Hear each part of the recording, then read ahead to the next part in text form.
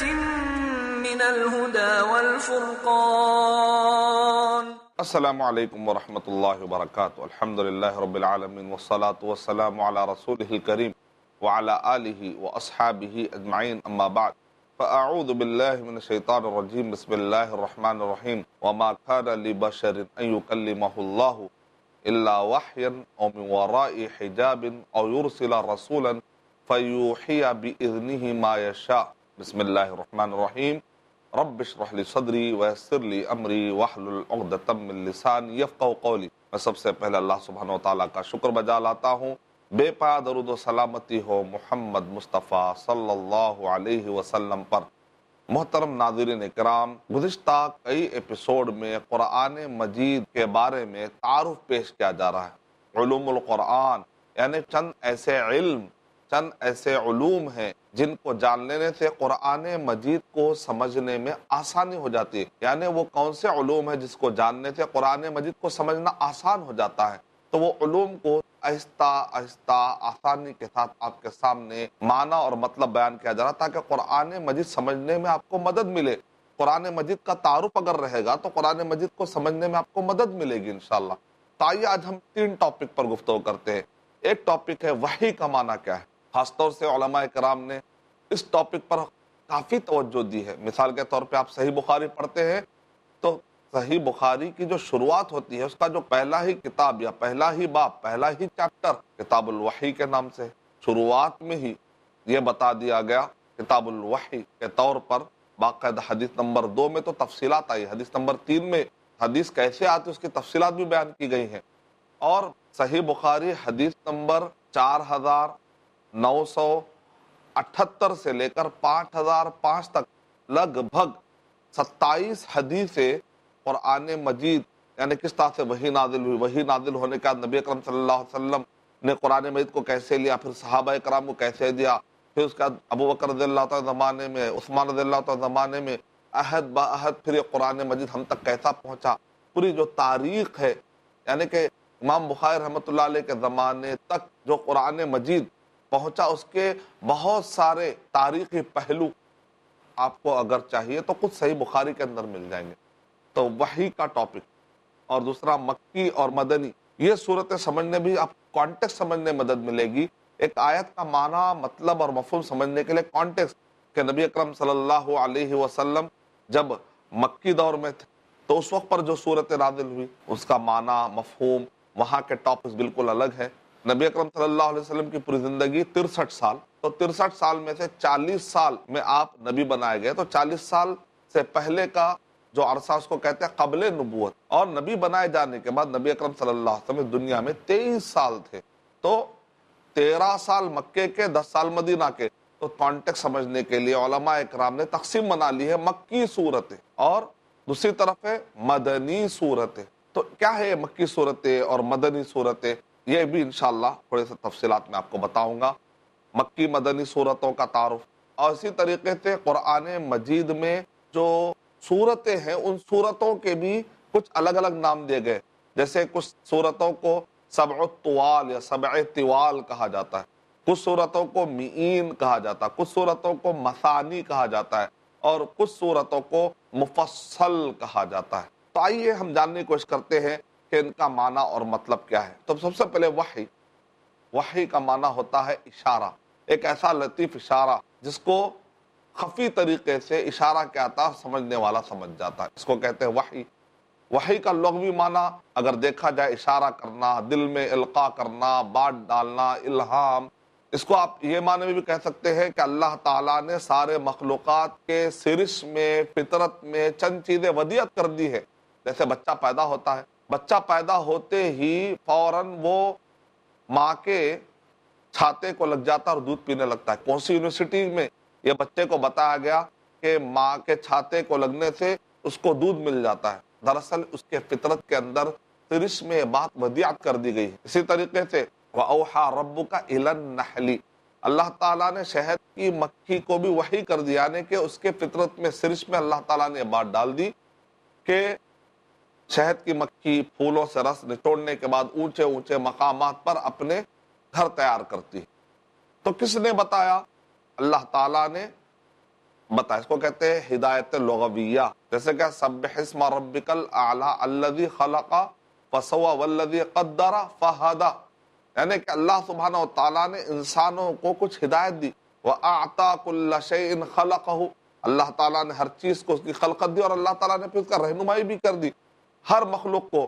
کس نے یہ بتایا چوزے کو کہ جب انڈے سے باہر نکلنا ہے تو وہ چوچ کے اوپر جو ہڈی ہوتی ہے اس سے مارے اور بعد میں وہ ہڈی جھڑ جائے اور پھر وہ چوزہ باہر نکلے، یعنی کہ یہ وہ سارے چیزیں ہیں جو اللہ تعالیٰ نے ایک فطرت کا ایک نظام اللہ سبحانہ و تعالیٰ نے قائم کیا ہے۔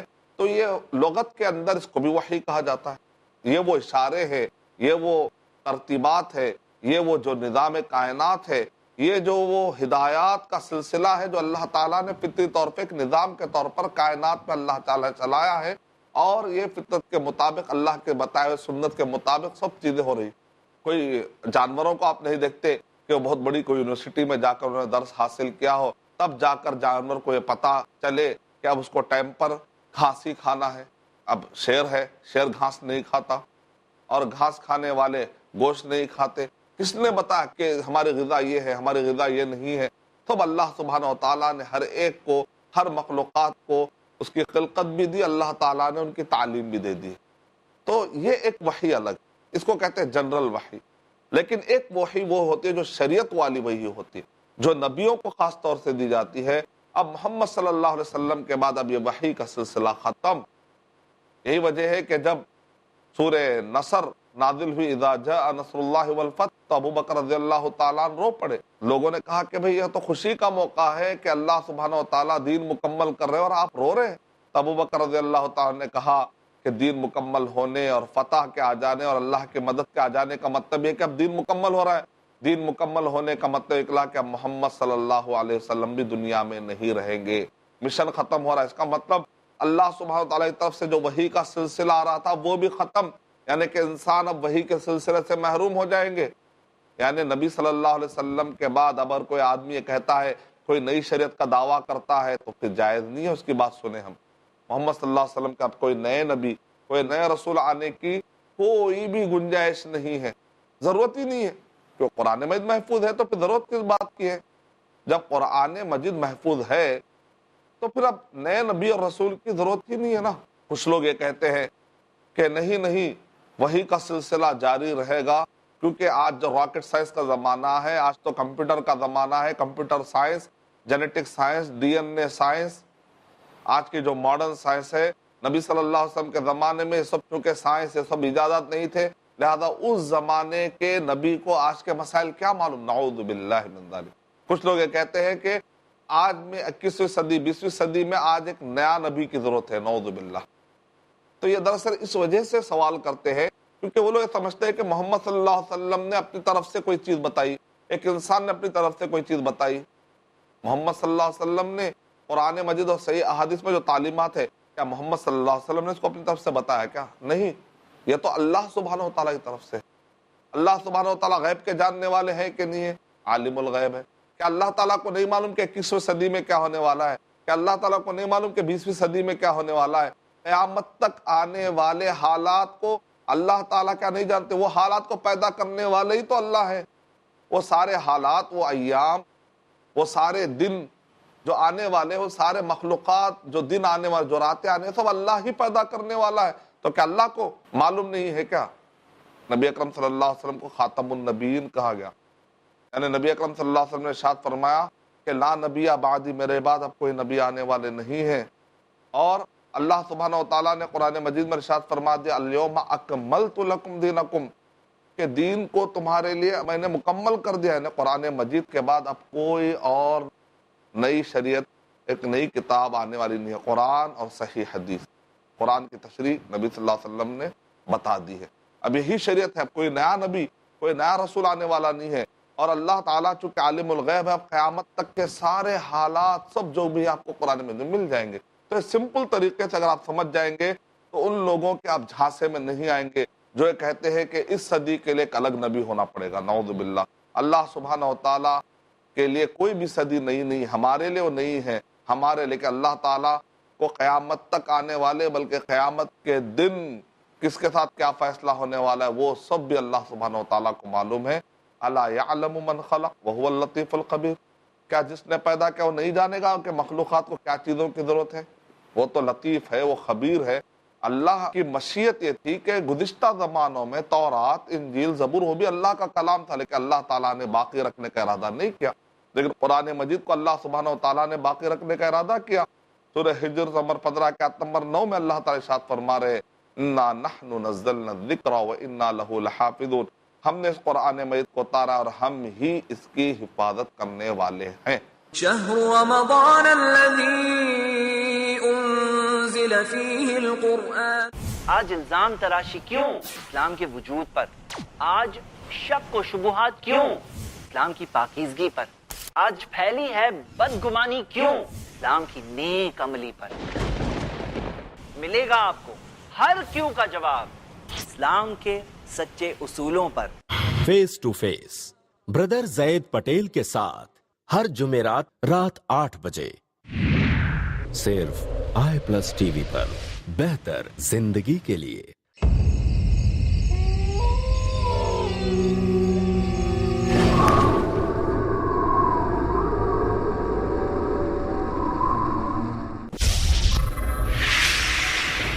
خوف، کیا سچ کیا جھوٹ، دیکھیے ان وسوسوں کا سماج پر اثر اور اس کا علاج ہر جمعہ رات 11:30 بجے صرف i+ ٹی وی پر، بہتر زندگی کے لیے. علاج جسمانی ہو یا ذہنی، اس شخصیت کے تعلیمات سے جانیے جنہیں چنا گیا سارے عالم کے لیے.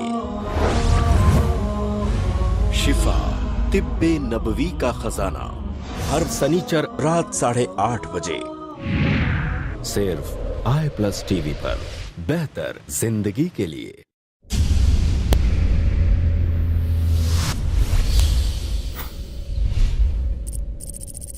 اپنے کیبل یا DTH آپریٹر سے i+ ٹی وی آج ہی ڈیمانڈ کریں. i+ T V free to air اور انڈین رجسٹرڈ چینل ہے. شهر رمضان الذي انزل فيه القرآن. اللہ سبحانہ و تعالیٰ کے لیے کوئی بھی صدی نہیں، ہمارے لیے وہ نہیں ہے ہمارے، لیکن اللہ تعالیٰ کو قیامت تک آنے والے بلکہ قیامت کے دن کس کے ساتھ کیا فیصلہ ہونے والا ہے وہ سب بھی اللہ سبحانہ و تعالیٰ کو معلوم ہے. الا یعلم من خلق وهو اللطیف الخبیر. کیا جس نے پیدا کیا وہ نہیں جانے گا کہ مخلوقات کو کیا چیزوں کی ضرورت ہے؟ وہ تو لطیف ہے، وہ خبیر ہے. اللہ کی مشیت یہ تھی کہ گزشتہ زمانوں میں تورات، انجیل، زبور وہ بھی اللہ کا کلام تھا، لیکن اللہ تعالیٰ نے باقی رکھنے کا ارادہ نہیں کیا. لیکن قرآن مجید کو اللہ سبحانہ و تعالیٰ نے باقی رکھنے کا ارادہ کیا. سورہ ہجر نمبر 15 کے آیت نمبر 9 میں اللہ تعالیٰ ارشاد فرما رہے انا نحن نزلنا الذکر وانا لہ لحافظون. ہم نے اس قرآن مجید کو اتارا اور ہم ہی اس کی حفاظت کرنے والے ہیں. قرآن مجید میں اللہ سبحانہ و تعالیٰ نے اس وحی کے بارے میں ارشاد فرمایا ہے کہ وحی کی 3 قسمیں، یعنی اللہ سبحانہ و تعالیٰ بندوں تک اپنی بات بھیجتے ہیں تو اس کے 3 طریقے. جیسے بادشاہ ہر گھر جا کر تو نہیں بتائے گا، بادشاہ اپنے وزیر کو کہے گا، پھر وزیر اپنے سبارڈینیٹ کو کہے گا، ہوتے ہوتے گھروں تک بات پہنچ جائے گی کہ اب کیا فیصلہ لیا گیا ہے. تو اسی طریقے سے اللہ سبحانہ و تعالیٰ تو ہر انسان کو آ کر نہیں کریں گے کہ تم نماز پڑھو، تم روزہ رکھو. اللہ سبحانہ و تعالیٰ بندوں میں سے جو نیک ہوتے ہیں ان کو اپنا رسول بناتے ہیں. تو قوموں میں سے ہر زمانے میں اللہ سبحانہ و تعالیٰ کبھی ایک وقت پر کئی نبیوں کو چن لیتے ہیں اور اللہ تعالیٰ اپنی بات اس نبی کو بتاتے ہیں، رسول کو، اور نبی اور رسول اپنے زمانے کے سارے لوگوں کو بتاتے. اس طریقے سے اللہ سبحانہ و تعالیٰ کیا چاہتے اور کیا نہیں چاہتے ہیں ہمارے لیے سمجھنے کا ذریعہ وحی ہوتی ہے. تو یہ آخری وحی جو نازل ہوئی حضرت محمد مصطفیٰ صلی اللہ علیہ وسلم، وحی مطلوع تلاوت کی جانے والی وحی قرآن مجید، وحی غیر مطلوع یعنی جو تلاوت تو نہیں کی جاتی لیکن وہ بھی وحی ہے، جیسے حدیث شریف، یعنی قرآن میں جو کچھ بھی تعلیمات ہے وہ بھی اللہ سبحانہ و تعالیٰ کی طرف سے ہے، حدیث میں جو تعلیمات ہے وہ بھی اللہ سبحانہ و تعالیٰ کی طرف سے ہے. لیکن قرآن مجید میں 100% اللہ سبحانہ و تعالیٰ کلام ہے، لیکن تعلیمات جو ہوتی ہے وہ پوری اللہ سبحانہ و تعالیٰ کی طرف سے. اوتیت القرآن ومثلہ معہ، کہ مجھے قرآن دیا گیا اور اس کے برابر ایک اور ایک چیز دی گئی، یعنی کہ حدیث شریف، کیونکہ وہ اللہ سبحانہ وتعالی کی طرف سے، لہذا اس کا درجہ عمل کے اعتبار سے، حکم کے اعتبار سے تو برابر ہے، لیکن چونکہ قرآن مجید میں کلام اللہ کا ہے تو قرآن مجید افضل ہوا، ظاہر بات ہے نبی صلی اللہ علیہ وسلم کے کلام سے افضل اللہ کا کلام ہے۔ فَإِنَّ خَيْرَ الْحَدِيثِ كِتَابُ اللَّهِ اللَّهُ نَزَّلَ أَحْسَنَ الْحَدِيثِ، اللہ تعالیٰ نے قرآن مجید کو احسن الحدیث کہا، کا مطلب یہ نکلا کہ سب سے بہترین کلام تو اللہ سبحانہ تعالیٰ کا کلام ہے۔ نبی اکرم صلی اللہ علیہ وسلم کا کلام درجے کے اعتبار سے بعد میں ہی آئے گا، لیکن عمل اور حجت اور احکام کے مطابق حدیث قرآن مجید کے برابر ہے، حکم کے اعتبار سے، شریعت کے اعتبار سے، کیونکہ دونوں کے بھی جو احکامات وہ اللہ سبحانہ وتعالی طرف سے آئی ہے۔ وَمَا يَنطِقُ عَنِ الْهَوَىٰ إِنْ هُوَ إِلَّا وَحْيٌ يُوحَىٰ، کہ نبی اکرم صلی اللہ علیہ وسلم اپنے خواہشات سے کچھ بھی نہیں کہتے، جو بھی احکامات جو بھی اللہ تعالی کی طرف سے نازل کردہ ہوتے ہیں، إِنْ هُوَ إِلَّا وَحْيٌ يُوحَىٰ، وہ تو وحی ہے، جو کچھ بھی وحی کی گئی ہے اللہ سبحانہ وتعالی کی طرف سے۔ تو وحی کا یہ جو سلسلہ ہے قرآن مجید میں سورہ شورى نمبر 42 کا آیت نمبر 51 میں اللہ تعالیٰ ارشاد فرما رہے ہیں، اب یہ بندوں سے اللہ تعالیٰ اگر بات کرنا چاہتے ہیں تو رسول کو اللہ سبحانہ تعالیٰ چن لیتے ہیں، اور اللہ کو معلوم ہے کہاں رسالت رکھنا ہے۔ اس سے کیا پتا چلا کہ اللہ سبحانہ وتعالیٰ بندوں میں سے کسی کو چنتے ہیں، اور وَمَا كَانَ لِبَشَرٍ، کسی بشر کے لیے ممکن نہیں ہے کہ اللہ اس سے بات کرے، اللہ تعالیٰ تو کر سکتا، لیکن بشر کے اندر وہ طاقت اللہ تعالیٰ دیتے ہیں تو صرف 3 چیزیں اللہ تعالیٰ نے رکھی ہیں، الا وحیا او من وراء حجاب او یرسل رسولا، ایک وحی قلبی ہے اور ایک ہے پردے کے پیچھے سے آواز کا آنا، یعنی کلام الہی، آپ یہ کہیے ایک وحی قلبی ہے، ایک کلام الہی ہے جو اللہ سبحانہ تعالیٰ کلام ہے جو پردے کے پیچھے سے سنائی دیتا ہے، جیسا کہ موسیٰ علیہ السلام کو درخت کے پیچھے سے آواز آئی، اللہ کی ذات ادھر ہے نہیں کہا جا رہا ہے، کیونکہ موسیٰ علیہ السلام ہی کے واقعے میں پتا چلتا ہے کہ ایک تجلی پہاڑ کو ٹکرائی تو پہاڑ سنبھال نہیں سکا تجلی کو، تو اللہ کی ذات یہ کائنات میں آئے گی تو کائنات میں طاقت نہیں کہ اللہ کی ذات کو سنبھال سکے، اللہ کی ذات تو عرش پر ہے، لیکن اللہ سبحانہ وتعالیٰ کی آواز جو ہے درخت کے پیچھے سے آئی۔ اور اسی طریقے سے معراج کی رات میں بھی پردے کے پیچھے سے اللہ سبحانہ تعالیٰ کی آواز آئی، میں وراء حجاب، پردے کے پیچھے سے بندہ سنے کلام الہی، اللہ سبحانہ تعالیٰ کرے کہ ممکن ہے، یا وحی قلبی، دل میں کوئی بات اللہ سبحانہ وتعالی کی طرف سے وحی کے طور پہ کوئی بات آنا، یعنی فرشتوں کو یا تو دل میں بات ڈالی جاتی ہے یا تو وہ کلام ان کو سنائی دیتا، اللہ سبحانہ تعالیٰ کلام وہ سنتے ہیں، اور یرسل رسولا، یا وحی ملکی، یعنی فرشتے کو اللہ سبحانہ تعالیٰ بتاتے اور یہ فرشتہ آ کر رسول کو یا نبی کو بتا دیتا ہے۔ تو یہ تو قرآن مجید میں وحی کے قسمیں بتائے گئے ہیں۔ اب صحیح بخاری جب ہم پڑھتے ہیں والیوم نمبر 1 حدیث نمبر 2 اور 3 میں، تو وحی کی ہمیں کئی شکلیں پتہ چلتی ہیں، اور ابن حجر رحمۃ اللہ علیہ نے فتح الباری میں کل ملا کر 6 قسم کی جو شکلیں ہوتی ہیں، وحی کی جو شکلیں ہوتی ہیں، یعنی اللہ سبحانہ وتعالیٰ بندے سے جو بات کرتے ہیں اس میں ایک وحی ہے، اس میں ایک فرشتے کا آ کر دینا ہوتا ہے، اس میں اللہ تعالیٰ کلام پردے کے پیچھے سے سنائی دینے کا، یہ جو وحی ہے، پھر یہ وحی کی پھر کئی شکلیں ہوتی ہیں۔ اس میں جو پہلی قسم ہے، 3 میں سے پہلی قسم جو وحی ہے، پھر وحی کی بھی کئی شکلیں ہوتی ہیں، تو لگ بھگ کل ملا کر 6 قسمیں بتائی گئی، شکلیں الگ ہیں، قسمیں الگ ہیں، الگ الگ طریقے سے، الگ الگ نوعیت سے تقسیمات ہوتی ہیں سمجھنے کے لیے۔ عائشہ رضی اللہ تعالیٰ عنہ نے ارشاد فرمایا، صحیح بخاری والیوم نمبر 1 حدیث نمبر 2 اور 3، کہ اس کے اندر نبی اکرم صلی اللہ علیہ وسلم کہتے ہیں کہ سلسلۃ الجرس، کہ مجھے کبھی گھنٹیوں کی جیسی آواز آتی ہے۔ اب گھنٹی کا مطلب وہ گھنٹیاں جیسا کہ ہم عام طور پہ گھنٹیاں سنتے ہیں لوہے کی، وہ ہے یا کیا مراد ہے اللہ بہتر جانتا ہے۔ علماء کرام نے بتایا کہ شاید کہ کثرت سے فرشتے جو آتے ہیں، ان فرشتوں کے پروں کی جو رگڑ ہوتی ہے اس سے ایک خاص قسم کی آواز پیدا ہوتی ہے، یا اس سے مراد جیسے گھنٹیوں میں ایک تسلسل ہوتا ہے وہ مراد ہے، یا گھنٹیوں کے اندر یہ معنی لیا جائے جیسے کہ ایک نفاست ہوتی ہے اور تسلسل مراد ہے، واللہ عالم بالصواب۔ لیکن یعنی نبی اکرم صلی اللہ علیہ وسلم کہہ رہے ہیں کہ جس طرح سے گھنٹی کی آواز ہوتی ہے اس طریقے سے مجھے کچھ آواز آتی ہے، واللہ زیادہ تفصیلات میں جانے کی ضرورت نہیں ہے، غیب اللہ تعالیٰ بہتر جانتے ہیں، لیکن اس کے کچھ معنی غلط بتانے کی بھی بعض لوگوں نے کوشش کی کہ نعوذ باللہ جیسا گھنٹیاں ہر جگہ سے آواز آتی ہے نا، تو گویا کہ نعوذ باللہ اللہ ہر جگہ ہے، بات ایسی نہیں، غلط بات. اللہ کی ذات ہر جگہ نہیں، بلکہ اللہ تعالیٰ ساتوں آسمانوں کے اوپر، عرش کے اوپر، اللہ کا علم ہر جگہ ہے. اور بعض اورینٹلسٹ نے کوشش کی بتانے کے لیے کہ نعوذ باللہ نبی اکرم صلی اللہ علیہ وسلم کو کچھ ہیلوسیشن یا ایلیوژن، یا نبی اکرم صلی اللہ علیہ وسلم کو کچھ مرگی کی بیماری، یا نبی اکرم صلی اللہ علیہ وسلم کو ہسٹیریا کی بیماری تھی، وہ بیماری کی وجہ سے نبی اکرم صلی اللہ علیہ وسلم کو کچھ سنائی دیتا تھا. تو بات ایسی نہیں ہے.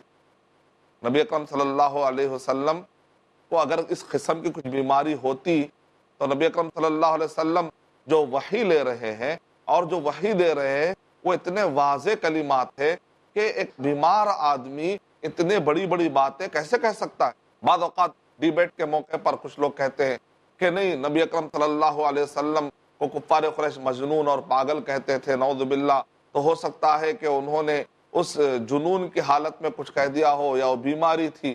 تو ہم کہتے ہیں کہ بیماری کی حالت میں قرآن مجید جیسا شاہکار اللہ کی طرف سے نبی صلی اللہ علیہ وسلم اور احادیث اللہ سبحانہ و تعالیٰ کی طرف سے پیش کر دیے، اور تمہارے اچھے اچھے عقل رکھنے والے اس قرآن مجید کا جواب نہیں دے سک رہے. بیماری بھی کیا شاہی انداز کی بیماری ہے کہ اس بیماری میں ایسا کلام پیش کر رہے ہیں کہ پھر اس کلام کا تم جواب نہیں دے سک رہے. تم اپنے آپ کو عقل مند کہنے والے اس بیماری کا مقابلہ نہیں کر سک رہے. تو بہرحال بات سوچنے کی یہ ہے کہ وہ بیماری نہیں ہے، دراصل جوابات نہیں دینے پر انسان کے بوکھلاہٹ سے، جیسے کہتے ہیں کہ ناش نہ جانے تو آنگن ٹیڑھا والا مسئلہ ہوتا ہے. بہرحال یہ اپنی بات ہے. تو لہذا آدمی کبھی دشمنی میں اندھا ہو جاتا ہے تو اس کو پتہ نہیں ہوتا ہے کہ کیسے کلام کا وہ انکار کر رہا ہے، کیسے نبی اکرم صلی اللہ علیہ وسلم کا وہ انکار کر رہا ہے. تو نبی اکرم صلی اللہ علیہ وسلم نے کہا کہ سمپل ایک بات، وحی کی قسم یہ کہ اس میں کچھ آواز آتی تھی، لیکن اس کے باوجود بھی نبی اکرم صلی اللہ علیہ وسلم بڑی آسانی سے وحی کو لیتے تھے. عائشہ رضی اللہ تعالیٰ عنہ کہہ رہی ہیں کہ سردی میں بھی نبی اکرم صلی اللہ علیہ وسلم کے پیشانی پر پسینہ آتا تھا. اور ایک یعنی اس میں کئی فرشتے آنے کا بھی ذکر کیا ہے بعض علماء کرام نے، ایک طریقہ ہے. دوسرا، فرشتہ اپنی اصلی شکل میں آتا ہے، یہ ایک شکل ہے. فرشتہ کسی اور کی شکل میں، جیسا کہ دحیہ کلبی کی شکل میں فرشتہ آتا ہے، یہ ایک آتھینٹک حدیث میں پتہ چلتا ہے. اور اسی طریقے سے فرشتہ آتا ہے اور آ کر نظر نہیں آتا، یعنی کہ کوئی شکل لے کر نہیں آتا، لیکن نبی صلی اللہ علیہ وسلم کے دل میں بات ڈال کر چلا جاتا ہے. پانچویں قسم یہ ہے کہ خواب بتائے جاتے ہیں، الرؤیا صادقہ، سچے خواب، اور وہ بعد میں وہ خواب سچے ثابت ہوتے ہیں. یاد کرنے کا آسان طریقہ کیا ہے؟ فرشتوں سے ریلیٹڈ 4 پوائنٹس ہے، ذہن میں رکھ لیجئے. یا تو ایک گھنٹیوں کی شکل میں کوئی وحی آتی ہے، دوسرا یہ ہے کہ فرشتہ اپنی اصلی شکل میں آتا ہے، یا فرشتہ کسی اور صحابی جیسے دحیہ کلبی کا روپ اختیار کر کے آتا ہے، اور بعض اوقات فرشتہ نظر نہیں آتا لیکن وہ دل میں القا کر کے چلا جاتا ہے. باقی کی 2 شکلیں وہ یہ ہے کہ خواب نظر آتے ہیں، نبیوں کا خواب بھی وحی کی ایک شکل ہے. اور چھٹواں یہ ہے کہ کلام الہی، جیسا کہ نبی اکرم صلی اللہ علیہ وسلم نے معراج کی رات میں اللہ تعالیٰ سے ہم کلامی کا شرف حاصل کیا. تو بہرحال یہ وحی کی قسمیں انشاءاللہ میں اگلے ایپیسوڈ میں آپ کو بتاؤں گا کہ مکی مدنی صورتوں کا مطلب کیا ہے اور اس کے جاننے کا فائدہ کیا ہے. اور اسی طریقے سے آپ کو یہ بھی بتاؤں گا کہ قرآن مجید کی صورتوں کے کچھ الگ الگ گروپ بنائے. طبرانی کی روایت ہے، حسن درجے کی روایت ہے، جیسا کہ 7 طوال ہے، میعون ہے، مثانی ہے، مفصل ہے. کیا مطلب ہے انشاءاللہ اگلے ایپیسوڈ میں ہم جانیں گے، اس کا معنی اور اس کا مطلب اور اس کے فائدے بھی ہم جانیں گے.